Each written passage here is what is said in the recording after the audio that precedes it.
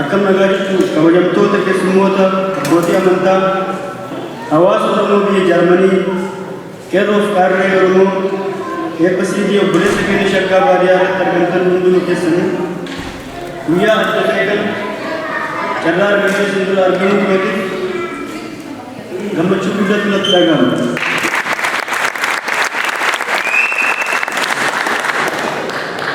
Shaggaa baadiyyaa hojii ati yeroo dheeraatti ifaa jabaan har'a firee godhatee uummata keenya bal'aa biratti mul'achuu isaatiif baga gammaddan jechuun barbaada.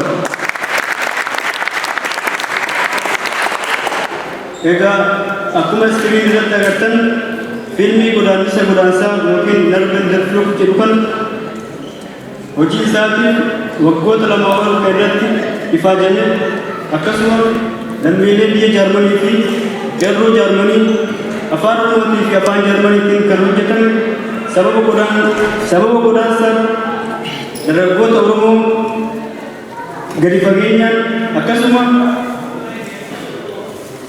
cunqursaa fi miidhaa waggoottan 27 dabran mootummaan abbaa irree uummata keenya irraan gahaa ture uummata addunyaa kanaaf ibsuudhaaf kan xiyyeeffatedha. Egaa fiilmichi kun bu'aa bahii hedduu keessa dabree ji'a dhufu Agustii gaafa sanbata xinnaa gaafa guyyaa 10 galma kanatti kan eebbifamu ta'a.